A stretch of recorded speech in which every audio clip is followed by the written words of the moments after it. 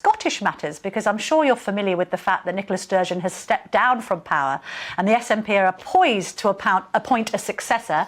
I'm joined now by Meghan Gallacher. She's the MSP for Central Scotland. She's also the deputy leader of the Scottish Conservative Party. Meghan, thank you very much for joining me this morning. Now, let's go through these candidates, because I'll be intrigued to know who you would like to see heading up the SNP for political reasons. So we've got, obviously, Humza Yousaf, we've got Kate Forbes and Ash Regan. Who would Meghan like to go up against in Parliament in Scotland? Good morning, and I think no matter who wins tomorrow, Scotland is going to lose as a result. So for me, it'll be no candidate, because I think each of them will not bring any real difference to the people of Scotland.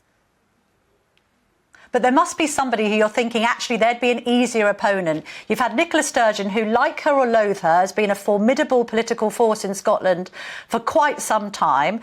You've got Yousaf, who has he's made a few mistakes, hasn't he? He had that dreadful episode where he was asking Ukrainian women where their husbands were. You've got Kate Forbes, who is controversial because of her very, very religious views. You've got Ash Regan, who's very much aligned with Alex Salmond. So what's the best prospect out of those three, just politically speaking, for the Conservatives in Scotland? Well, I think no matter who wins, there's going to be a divided camp within the SNP. So I think that is good news for the Scottish Conservatives, because we're able to offer a real alternative to the people of Scotland. Because, as you say, each of the candidates has got some baggage. I think all of the campaigns have been gaffe prone, for example, and it's the point that you've raised in terms of Humza Yousaf. When he was visiting Ukrainian women, he did say, where are all the men? If you can't read a room, how on earth can he run a country? You've got Kate Forbes in terms of her own campaign. You've got prominent SNP figures who said they'll struggle to serve in a Kate Forbes government, and I think she'll leave the SNP bitterly divided. And you've got Ash Regan. I don't think Ash Regan is in contention, but again, she's had some pretty bizarre policies as well. If you look at the independence ready thermometer that she was hoping to place in either Glasgow or Edinburgh. So I think, no matter who wins, I think it is an opportunity for us as the Scottish Conservatives, because we'll be able to promote something other than independence, because independence seems to be the only policy that unites all three candidates. But again, they can't even agree on how they would actually separate Scotland from the rest of the United Kingdom. But the trouble is, Meghan, I suppose people do regard maybe even the term Scottish Conservative to be a bit of an oxymoron these days. I mean, you're rather lesser spotted now in terms of seats in Scotland. You've got an enormous battle on your hands. You've had this SNP party draped in the saltire, gobbling up support. Labour's the biggest threat to them, let's be honest, not the Conservatives. So how do the Tories pull it back round north of the border? So if you look at the Scottish Parliament in itself, I mean, it's very hard to distinguish Scottish Labour from the SNP, because they seem to vote on major policies together, and there's very little difference between the two of them. So that's where we can come in as an alternative party to offer an alternative vision through our policies, which we're hoping to unveil at our conference in a few weeks' time. But I think that's the key difference. We are actually different from the rest of the political parties in Scotland, and I think that's the key difference that we've got. Yes, it is always a challenge. I'm a Scottish Conservative. I live 10 minutes away from Ravenscraig, so it is a challenge for the Scottish Conservatives, but it's one that we always take on.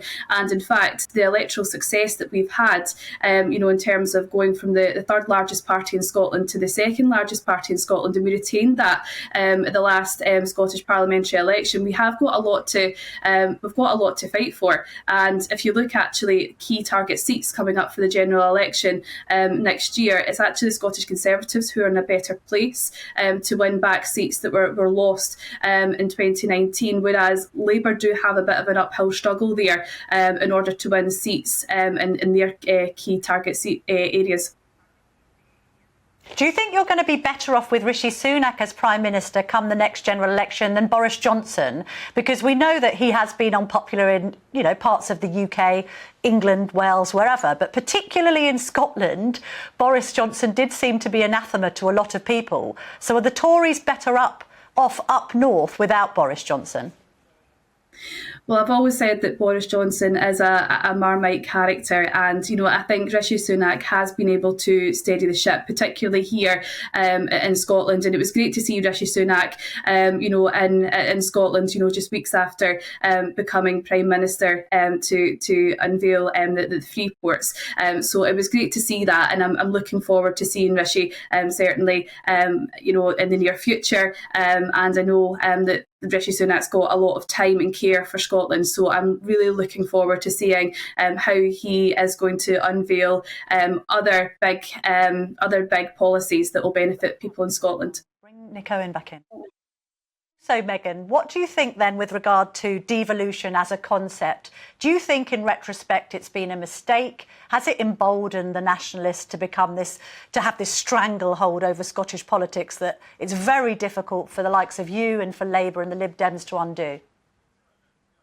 Well, I like the concept of devolution. I think devolution works because I like to see, decisions being made as close to home as possible. And I think when you look at, areas such as, the NHS or education, being able to provide public services, although those areas have not been well maintained under the SNP, I think there is potential where we can invest in these areas and actually bring in really good policies that can make, for example, Scotland's education system world class again.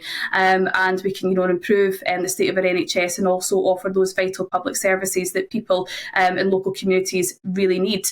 So I think devolution in that respect can work. But I think the SNP have certainly abused that in recent years, and have tried to use that to their advantage to further their own selfish obsession of independence. So I think when used right, devolution can work for Scotland.